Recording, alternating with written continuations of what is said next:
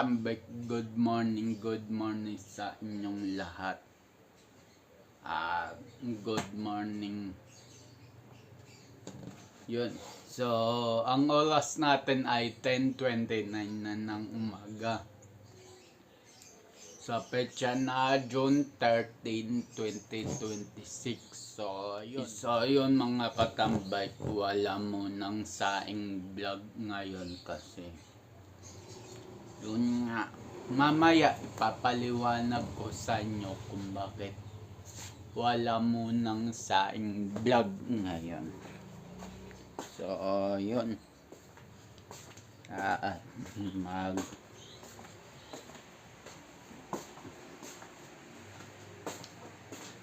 May laman to bago ko umalis kahapon.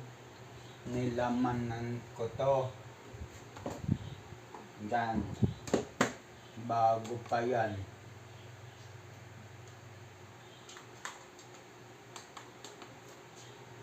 So, yun. So, yung mga katambay at luto na ang aking binoblog na kape. So, ayun, hindi muna ako magsasayin ngayon. So, initin ko na lang yung kanin.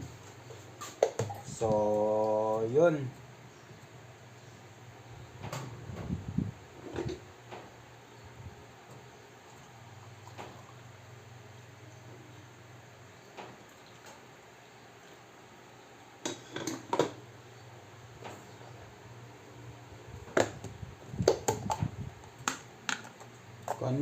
Konting asukal. Yan. So, yun.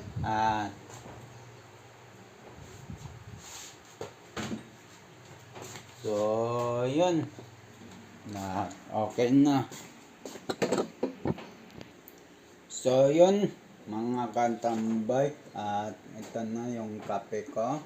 And then, mamaya ko nang pala ilalabas yung kanin mula sa ref.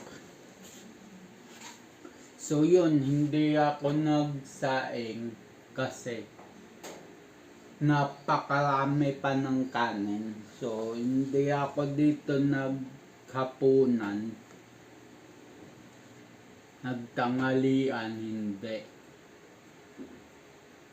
Nag-brunch lang ako. Tapos, umalis na ako. So, yun. At hindi ako dito nagtanghalian, naghapunan kasi kumain kami doon sa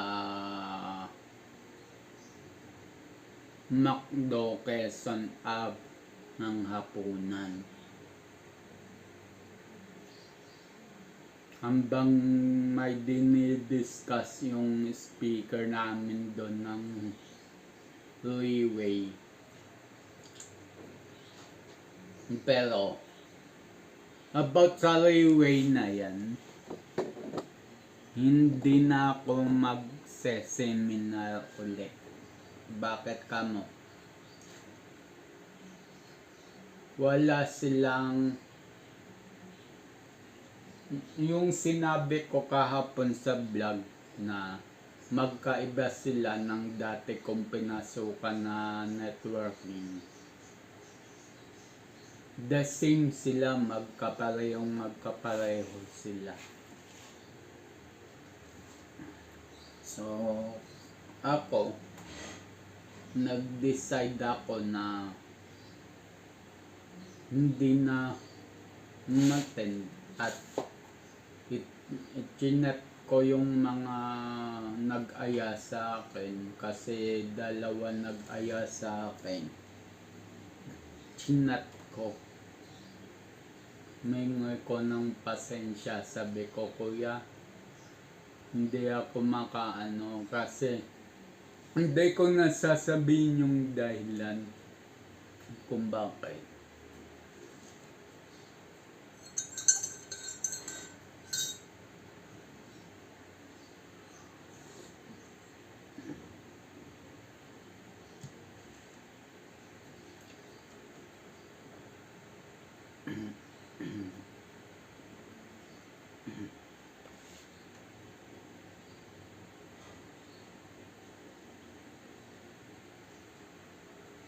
So, yun mga katambay.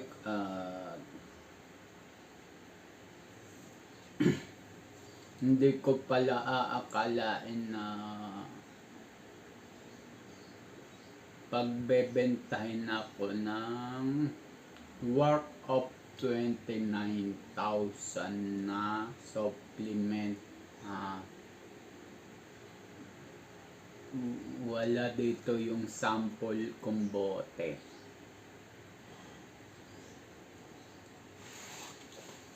Ay, ito. Halimbawa, ito ang bote. Yan. Kahintulad ko sa Saba na sardines. Halimbawa, ito yung bote. Nandito yung Roscas. Ganto kalaki ang ibebenta ko. Worth of 29K. Nag-isip-isip ako nung maigi. Kasi pwedeng oo, papasok ako, pwedeng hindi, pwedeng pa akong umatras. Ang una inisip ko, oo, makakaya pa siyang ibenta sa mga hindi nag-iikaw sa buhay, sa mga mayayaman. Hindi kasi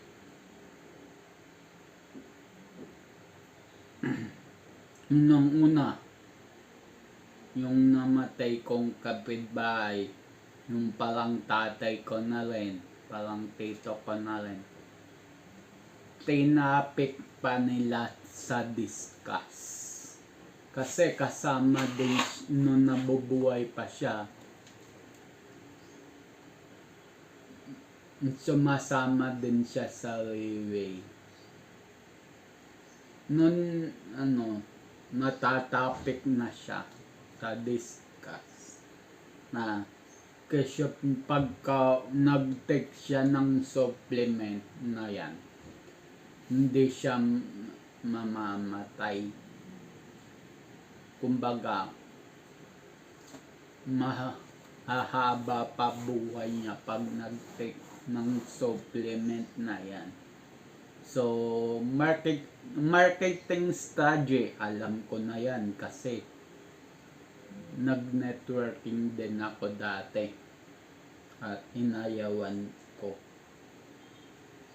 Marketing strategy. Ayoko lang.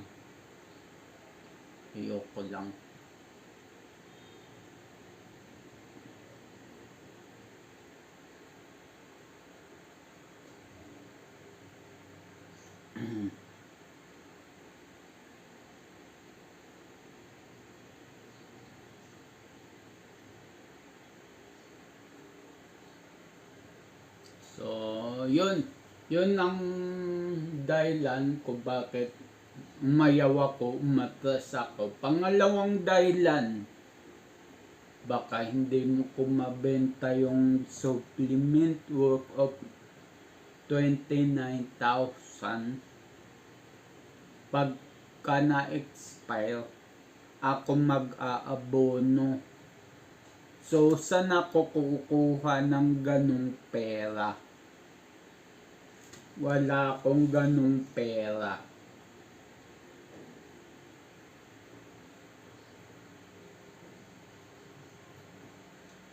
Pangatlo, hindi kaya manganib buhay ko dyan kasi 29,000 na pinag-usapan eh.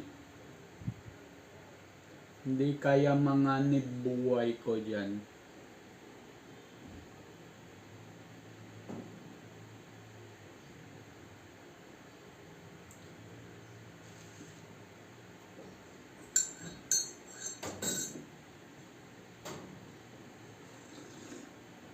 Ito pang-apat. Common na to sa mga nagbi-business. Hambang kumakain, nagdi-discuss. para sa akin, no, hindi tama yon para sa akin. Pagkakain is kain. Grasya ng Diyos yan na dapat doon ka lang nakatutok. Hindi ka nagdi-discuss, hindi ka nagse-cellphone. Tapos na ang nyon, seminar sa reunion. Di sana, kung ganun din ginawa, isa fast food discuss. Di sana sa Railway seminar ginawa lahat. Hindi na inopen sa fast food. Kasi para sa akin ewan ko sa inyo. Para sa akin kabastusan yun na kumakain kayo. Nagdi-discuss pa about sa negosyo. Para sa akin kabastusan yun. Tapos, nung nag-sink in sa akin, yung tinapik nila yung tatay-tatayan ko. Nagpintigan tenga ko. Nagpaalam na lang ako, maaga akong umalis. Sakto sa fast food na pinuntahan namin. Nandun na yung MRT Quezon Ave. So, alam nyo na yon kung saan fast food chain yun. Hindi, sasabihin ko na sa McDo Quezon Ave. So, pag madali ko kasi may tumawag kasi sa akin nagmamadali ko. Makyat ako sa Quezon Ave. May laman pa yung beef card ko. So, tinap ko lang. So, ayun. Nakawin na ako. So, nasagad ako kasi hindi ko dinala yung mga pera, hindi ako na-withdraw. So, 40 pesos lang ang dala ko nun. Naibayad ko pa sa minibus pa uwi ng Novaliches Bayan. So, nung tumapat na sa Villanova Subdivision, bumaba na ako kasi wala na akong pang tricycle padamong maliit sa Villanova, walking distance na lang ang damong maliit, Queensland. So, nag-decide ako na bumaba kahit naka-Amerikana ko yun. Naglakad na ako paakyat ng Villanova. Tapos nung nainitan ako, hinubad ko yung Amerikana ko.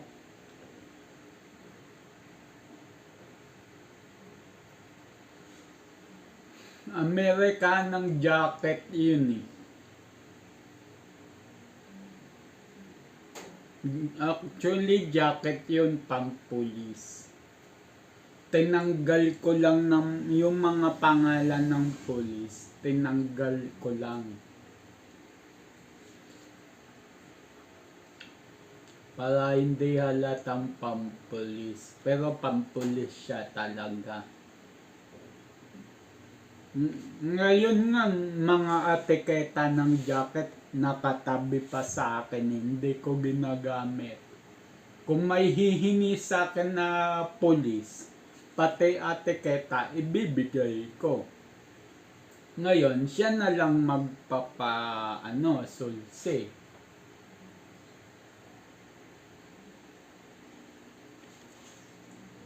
So, yun. Nakauwi na ako dito sa bahay mga bandang alas 8. Sabi ko, hindi ko na kayang kumain. Pagod na ako. Ang haba eh. Bukod sa haba ng seminar sa McDo, ang haba pa ng discussing hanggang sumusubo. Tapos na-topic pa yung tatay-tayan kong nasa langit na, sa malangit nawa.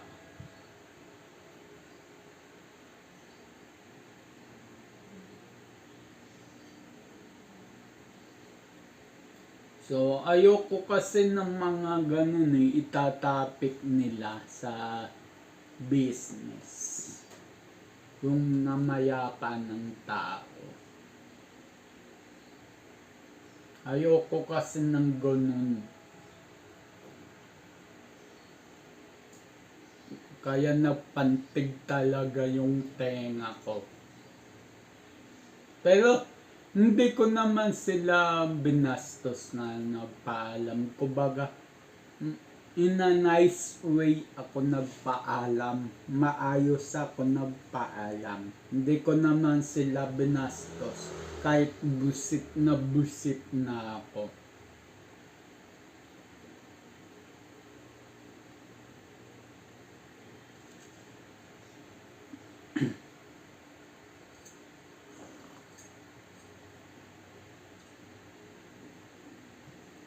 Yung mentor ko nga, kinukuha niya pangalan ko, apelyido ko. Pangalan ko lang ibinigay ko.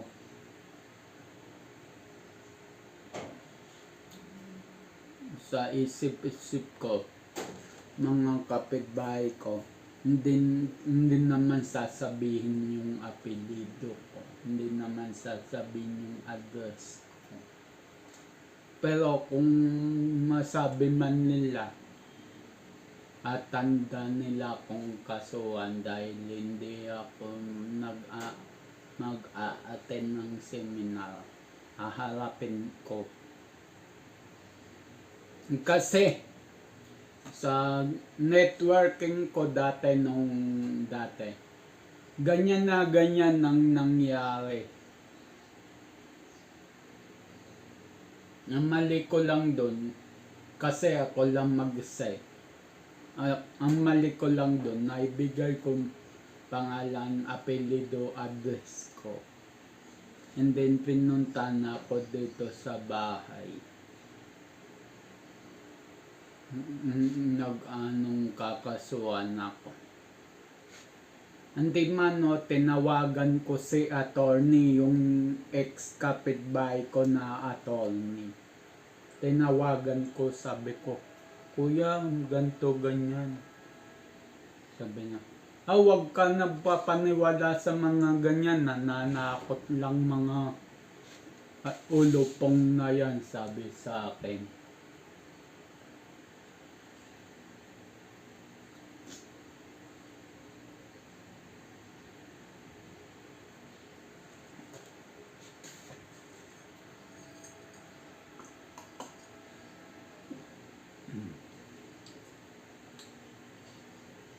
So, yun.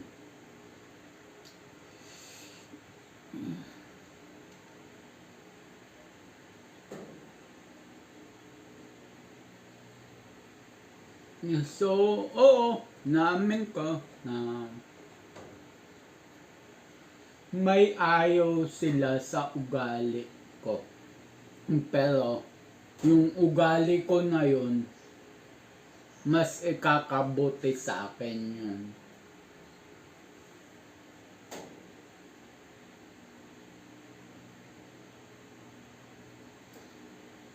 At ako kasi mga katambay, ako yung tipong tao na napakalakas ng sense, napakalakas ng pakiramdam. Sa tingin ko na magpe-fail dito. Hindi na ako sisipot.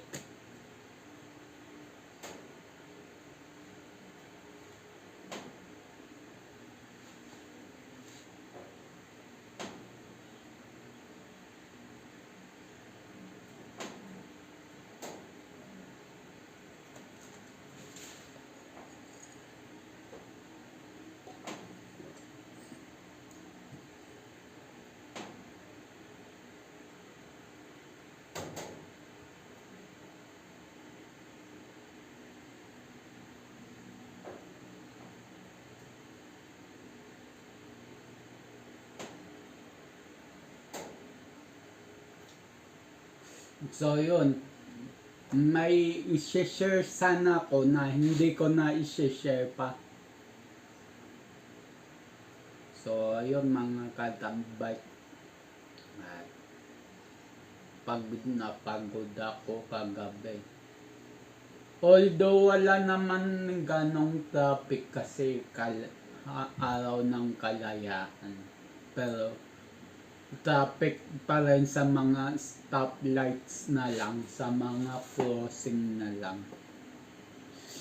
Nagtataka nga ako sa EDSA.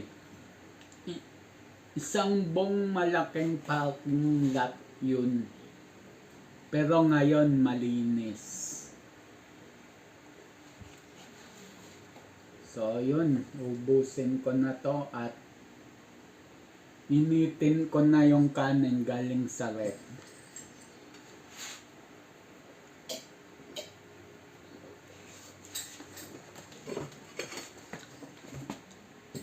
So, yun.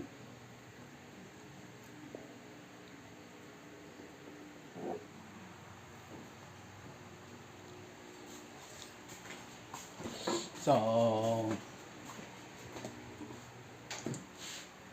babaran ko lang siya ng tubig dahil mamaya after lunch ko uurungan ko na rin ito. And then yon, nilalabas ko na sa rep yung rice ko at iinitin ko na yung kanin. Ganto pa karami yung kanin ko mga katambay. Yan o, dami pa. Konti lang na bawas. So, hindi ko iinitin tong sandok baka masira. Itatambog ko na to sa lababo. Kasi matigas yan.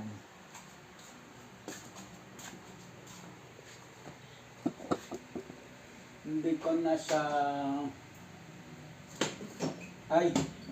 iinitin ko na lang pala siya mga katambay. Kasi hindi nga ako kumain ng tanghalian, hapunan. So,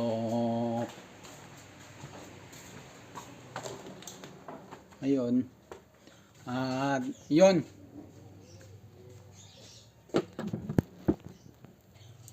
So, ayun mga katambay, at yun, ikikwento ko pa sa inyo yung teka, buksan ko lang yung electric fan. Nandito kasi switch na itong orbit fan. Nandito.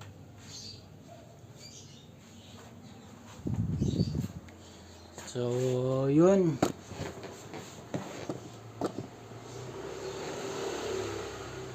Ay nako. Hindi pagod ko kahapon.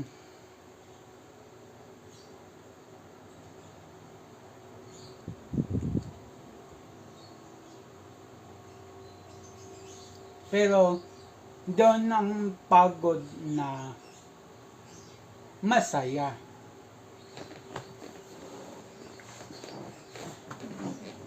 Baksak ka man pag uwi mo, at least masaya ka. Kesa sa Hindi ko naman sinabi sa walang katuturan. Yung pagod na wala kang ginagawa. Dalawa kasi yung pagod eh. Dalawa kasi yung pagod. Pagod na masaya, masipag. Tsaka pagod na malungkot, walang ginagawa. So, alin mas pipiliin? Ako pipiliin ko na syempre. Pagod na masaya at masipag. So, yun. Napagod ka nga, masaya ka naman.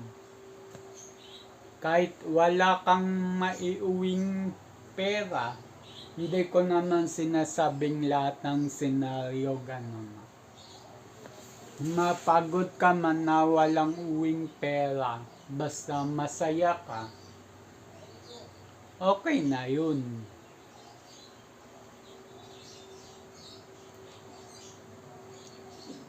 Basta kung mabait kang tao at yun, kaya i-provide ni God lahat sa'yo. Basta masipag at mabait ka lang. So, ayun. So, yun mga katambay, kahit yun, bubuksan ko na yung gate. So, hindi ko na ipapakita sa inyo. Pero ito si Big Bek na katambay dito. May problema nga ako dyan kay Lolo Big Bek eh. Hindi naman problema ng problema, may lang. Siguro, oo, pagka mabigat yung sakay, problema talaga siya. Pero kung ako mag-isa, hindi naman gano'n. May lumalagutok kasi sa bearing na manibela nito, si Lolo Big Bek. Eh wala pang isang taon yung knuckle bearing niyan, yung ball race niyan. Wala pang isang taon. So, yun. Naubos yung ipon ko. Dahil sa pamasahe ko kagabi pa uwi. Dahil nga sa masayang pagod na yun. Deep inside, disappoint. So, yun. At buksan ko na yung gate. So, ayun mga katambay, pinabuksan ko na yung gate. And then, magdidilig na ako ng halaman. May apat na malunggay ako, tapos may isang sibuyas. Ayun o, sa tabi ng washing. Yan. Sibuyas yan. So, ayun, dilig muna ako.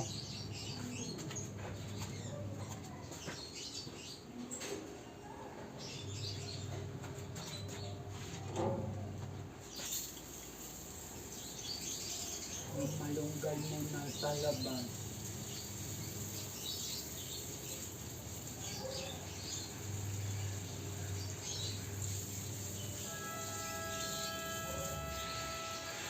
Nga pala mga katambay, may tanim din akong ubas.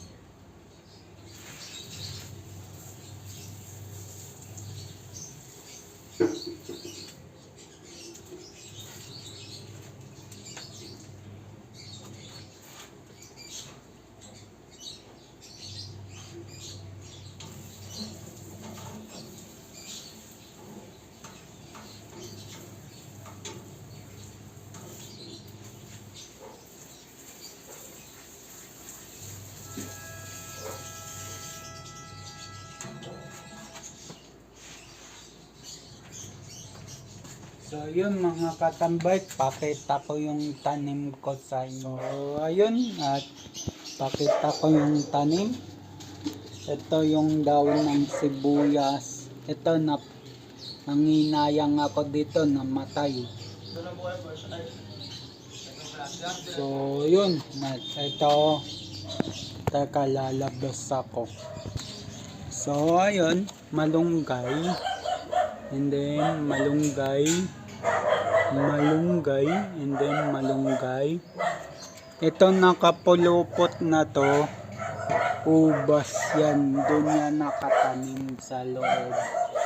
So ngayon, at medyo nagahang na yung phone. So ayun, medyo nagahang na nga yung camera phone ko.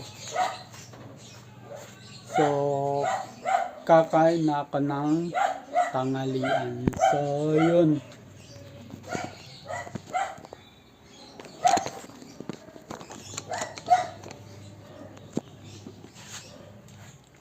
So yun, at kakain na ako ng tanghalian.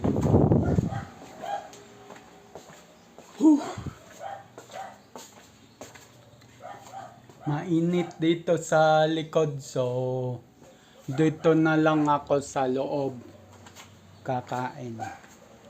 So ayun. So yun, at kakain na ako dito sa mismong working table ko. Kasi nga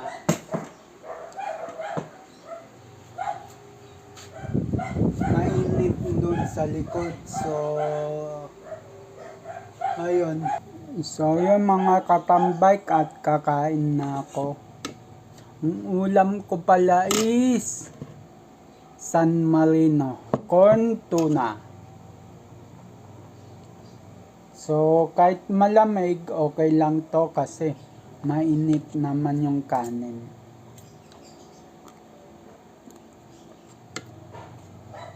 Sarap.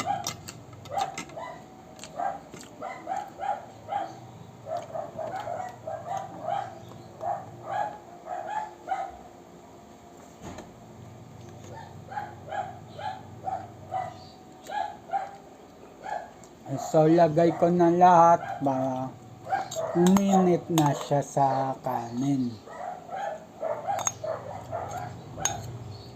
So ayun. So yun mga katambay. At nilagay ko na sa lababo yung mangkok. Sarap. Umiinit na siya.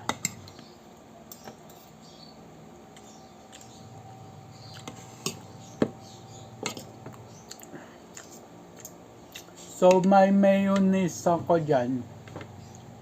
Ayoko lang gawin yung corn tuna, San Marino corn tuna tsaka mayonnaise. Ayoko lang gawin.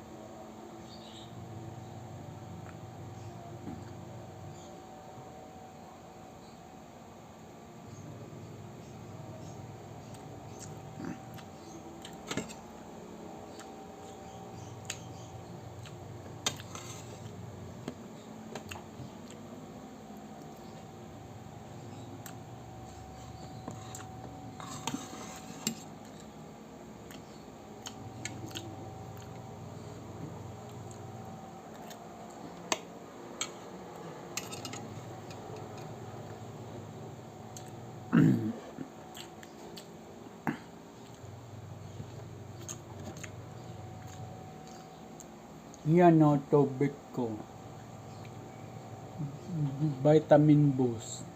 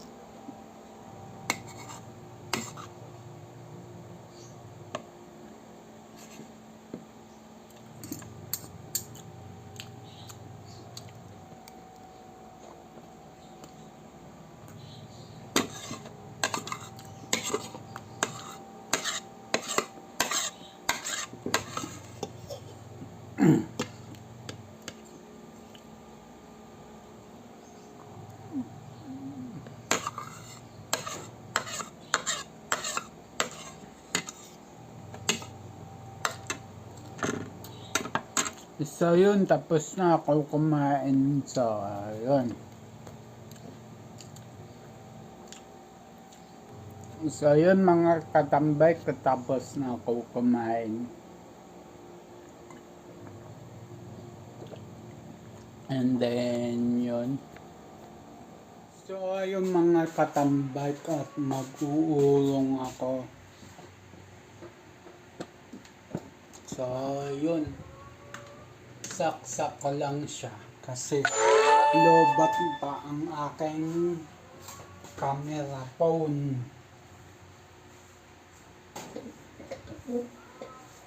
So ayun, mukhang uulan siya. Kanina nasa labas ako. Hindi maganda yung ulap. Kaya pumasok na ako. Nakikipagkwentuhan ako dyan sa kapitbahay.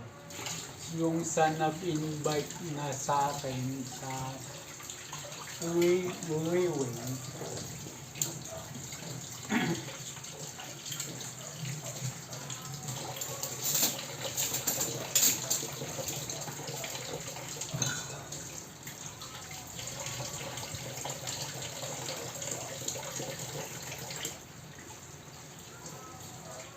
So, yun.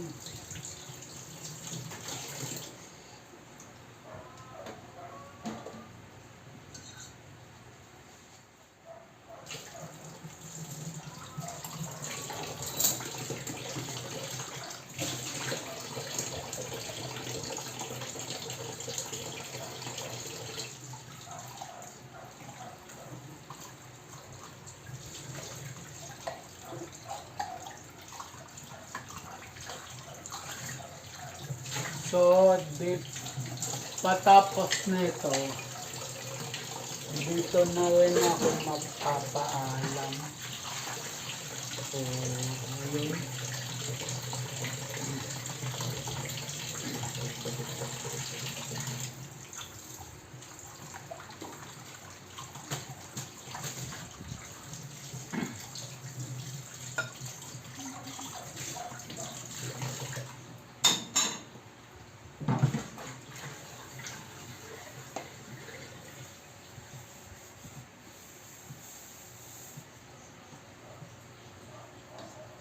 So, ayun, at tapos na ako mag-ulong.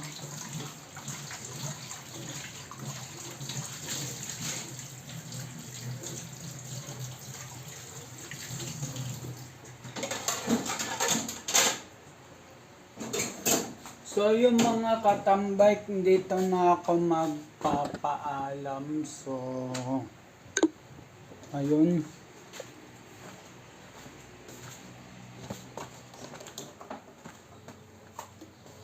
So,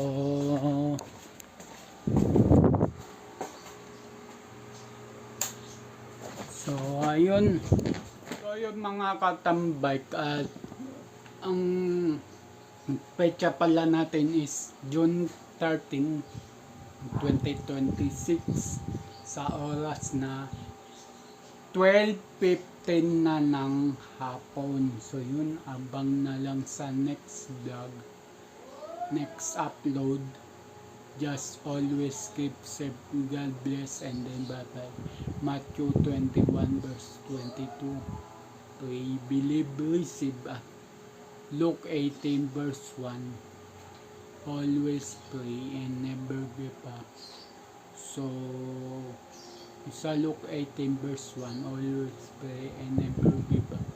Lagi kang magdasal at huwag kalimutan magdasal.